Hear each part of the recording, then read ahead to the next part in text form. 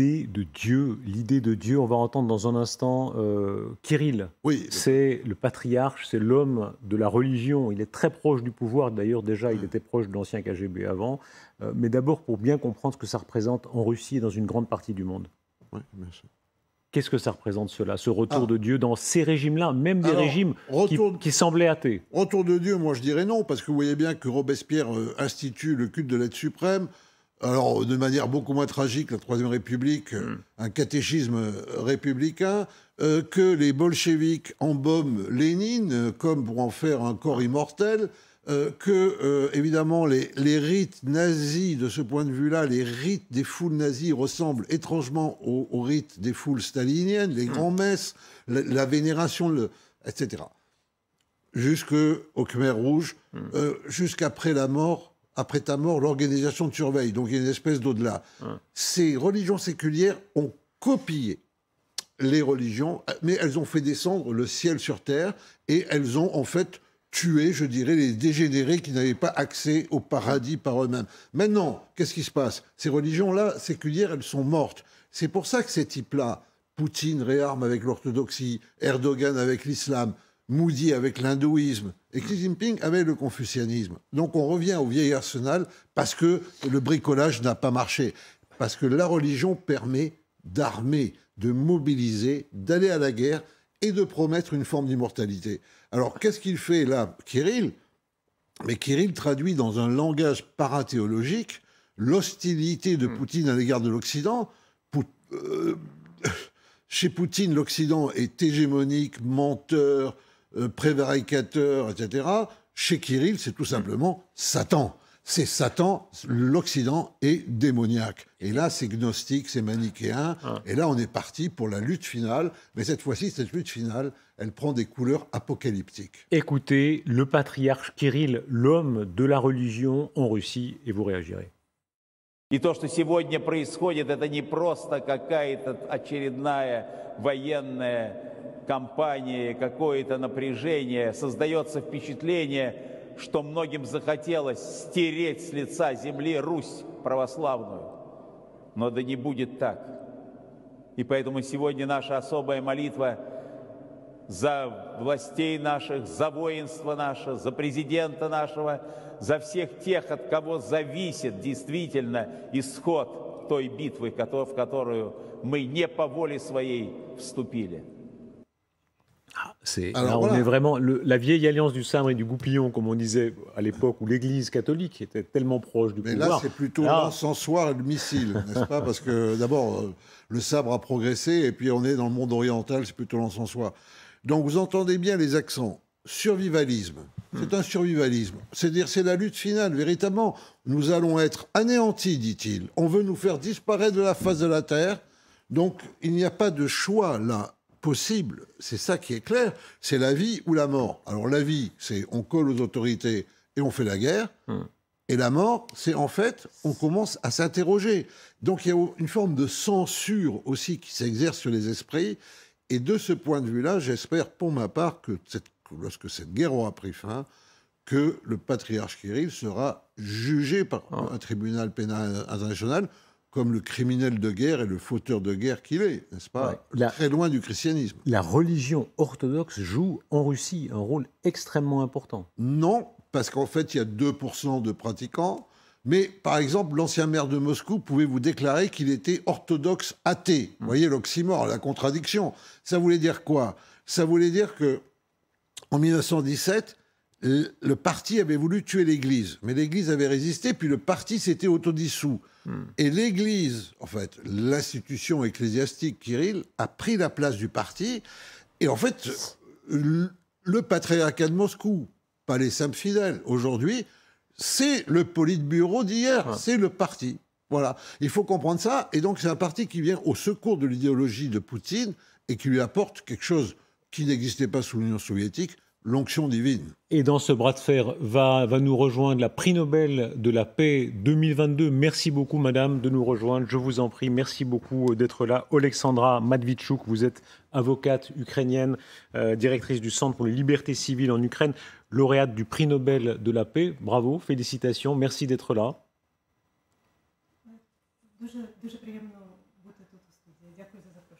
On a parlé d'histoire tout à l'heure, notamment de Staline et de Mao. Vous racontez dans votre parcours à quel point la mémoire des crimes du Goulag, pour votre engagement présent, ça a été un début.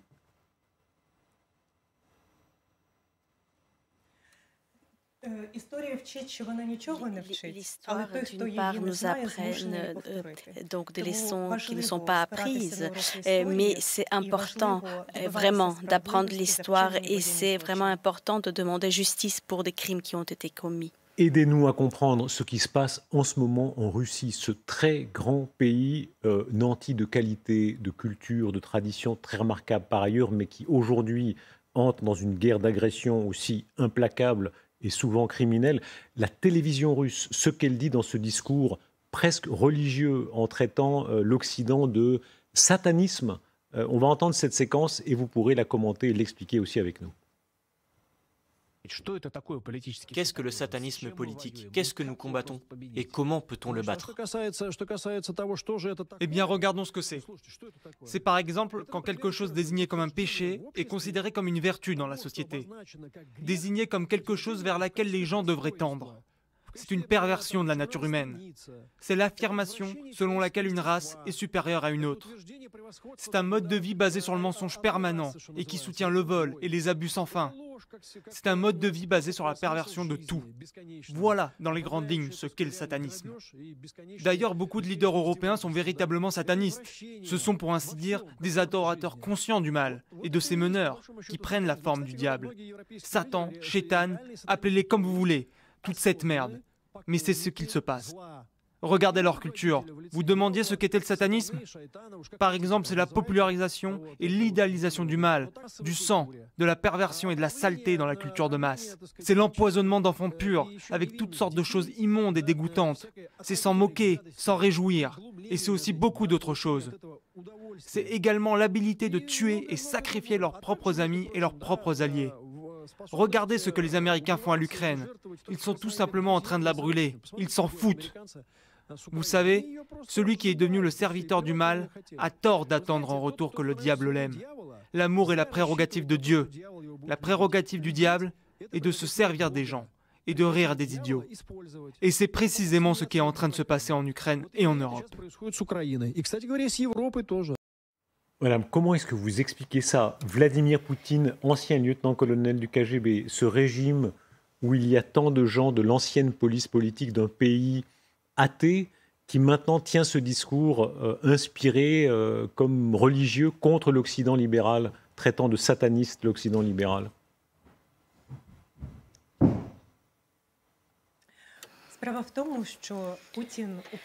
Alors, Poutine, il gère la Russie non seulement à l'aide de la censure et des répressions, mais aussi sous forme d'un contrat social. Et ce contrat social est basé sur la grandeur de la Russie. Nous rappelons, en 2014, il y avait un consensus sur la Crimée quand la plupart des Russes ont adhéré à l'occupation illégale de la péninsule. Et le problème de ce trek, c'est qu'on ne peut plus s'arrêter. Il faut maintenant avoir de nouvelles conquêtes territoriales pour confirmer cette grandeur du peuple russe. Est-ce que ça veut dire que Vladimir Poutine est, ou en tout cas a été, très populaire pour ça en Russie ?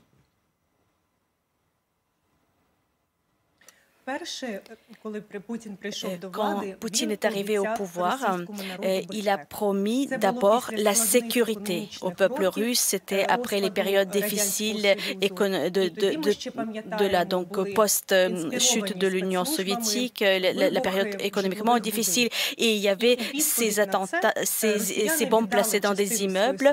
Et ensuite, dans ce contrat social, les Russes ont accepté de donner une partie de ces libertés en échange de sécurité.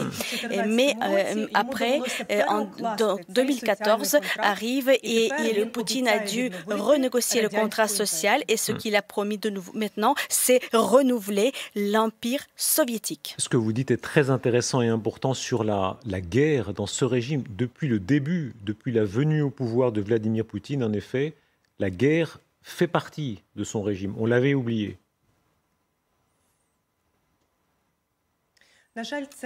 C'est exact. Ce militarisme russe très prégnant dans la société russe, il est installé depuis longtemps et nous le voyons sur les territoires occupés. Nous voyons déjà ce qui est arrivé à la Crimée depuis 8 ans de l'occupation, comment on a militarisé la société en Crimée qui n'était pas avant militarisée. Depuis les maternelles, on apprend aux Russes ce militarisme. Vous suivez très précisément ce qui est en train de se passer aujourd'hui dans les territoires occupés par les Russes. Quelles sont les dernières informations que vous avez ?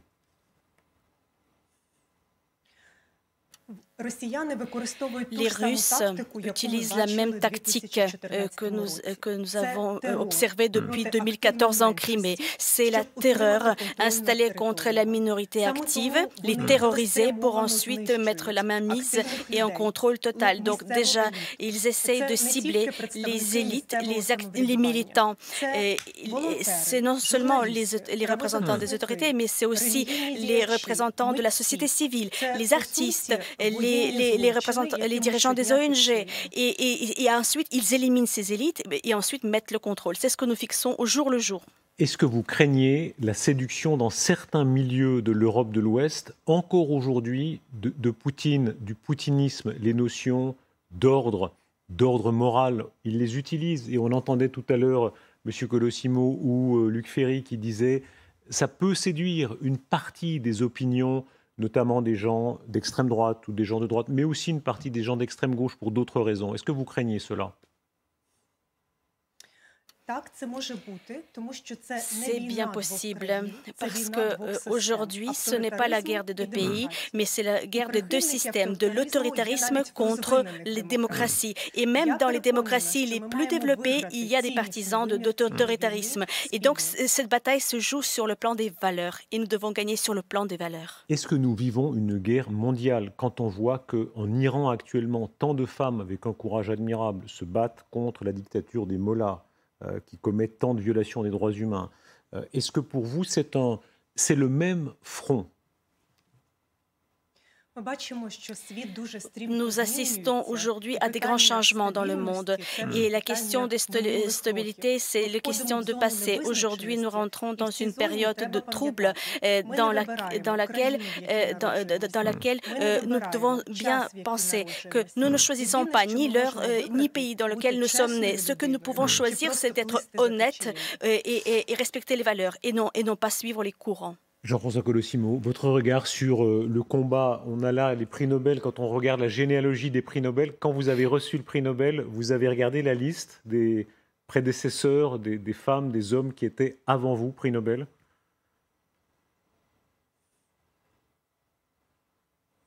Certains le méritaient plus que d'autres peut-être, mais ça c'est un autre sujet.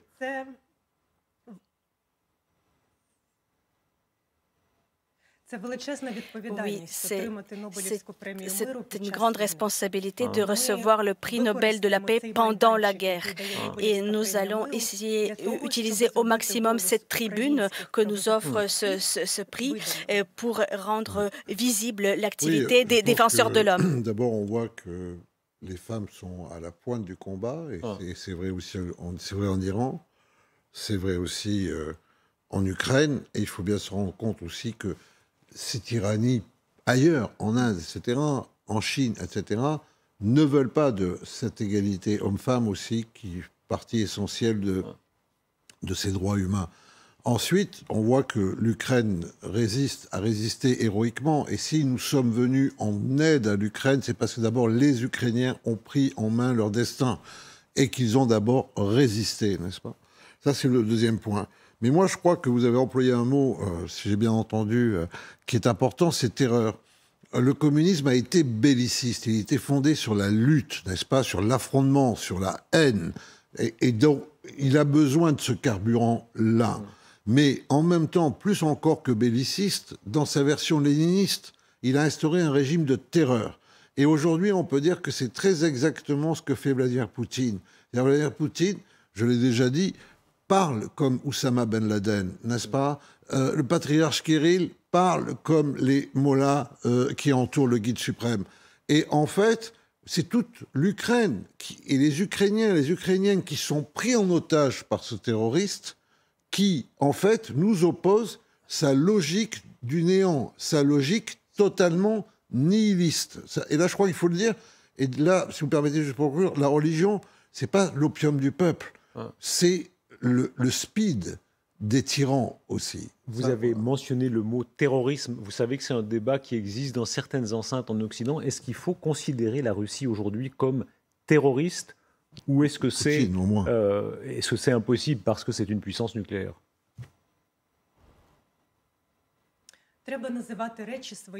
Il faut appeler les choses par leur nom. La Russie, aujourd'hui, est en train d'exterminer, par exemple, la structure énergétique. Moi qui habite la capitale, je sais qu'à Kiev, il n'y a pas d'Internet, il n'y a pas d'électricité. Et nous nous préparons à passer un hiver très difficile sous les tirs russes et dans le froid. Et c'est une arme de terreur dirigée contre la population civile. La Russie utilise cette tactique des terroristes, de terroriser la population. Est-ce que ça veut dire qu'il faut rompre même le dialogue? Parce que si on considère vraiment que c'est un État terroriste, il n'y a plus de logique à lui parler. Le statut de pays sponsor de terrorisme prévoit toute une série d'instruments diplomatiques. Il y a des instruments politiques, économiques, militaires. Et selon notre conviction, il faut d'abord qualifier des choses. Et vraiment, si l'État se comporte en terroriste, il faut qualifier cet État comme terroriste. Un mot sur les jours qui viennent. Vous savez bien que, bien sûr, la vie de Paris compte beaucoup, de Londres, de beaucoup de capitales, mais en réalité, l'avenir se joue en grande partie à Washington. C'est Joe Biden, c'est la majorité qui se formera au Congrès, qui décidera en grande partie de l'évolution du cours de la guerre. Est-ce que là, vous avez une inquiétude de votre point de vue qu'une nouvelle majorité aux États-Unis, un changement de politique aux États-Unis fasse baisser l'aide à l'Ukraine? Nous sommes très reconnaissants à tous les pays occidentaux, à la France et aux autres pays. Je voudrais juste vous rappeler, moi je suis restée à Kiev lorsque les Russes ont encerclé Kiev et tous les partenaires occidentaux disaient « fuyez » et personne ne croyait que l'Ukraine résistera. Eh bien, l'Ukraine a résisté parce que c'est une guerre de génocide et nous, ce que nous défendons dans cette guerre, c'est notre liberté d'exister. À qui est-ce que vous avez dédié votre prix Nobel? Être prix Nobel, c'est quelque chose dans l'histoire, parce que des plus grands chefs d'État, de gouvernement, de très grands écrivains ont eu le prix Nobel de la paix. À vos parents, à vos ascendants, à qui est-ce que vous l'avez dédié mentalement? Je pense que traverser la guerre, c'est quelque chose d'anti-humain. Mais ce temps dramatique permet aux Ukrainiens de révéler les meilleurs traits de leur caractère. Nous sommes unis dans cette épreuve. Et les gens ordinaires sont devenus des véritables héros qui sauvent des vies. Et moi, ce prix, je le dédie à tous les Ukrainiens. Il y a un mot de Churchill qui est magnifique qui dit « J'aime la personne qui se bat en souriant ». Il disait que les aviateurs anglais, contrairement aux aviateurs allemands qui étaient incapables de sourire, les aviateurs anglais avaient de l'humour, même dans les pires moments. Et il y a quelque chose de ça en Ukraine aujourd'hui. On a vu tous les timbres humoristiques, les détournements, etc. Ça, c'est un trait de guerre. Mon ami qui a évacué sa famille d'une ville occupée par les Russes, elle a dit « Les Russes sont venus de nous dépriver de tout, y compris de la joie. Et moi, j'ai décidé de ne rien leur céder. Et nous gardons notre droit de nous réjouir, d'aimer, parce que nous sommes humains. » Oleksandra Matviichuk, merci beaucoup d'avoir été notre invité prix Nobel de la paix 2022. Merci beaucoup. Merci Jean-François Colosimo. Tout de suite, on se retrouve avec Alexia Mayer et nos invités et nos éditorialistes pour revenir très directement à l'actualité du jour, notamment les propos de Vladimir Poutine menaçant l'Occident, mais aussi essayant de rompre une lance sur de possibles négociations. On se retrouve dans une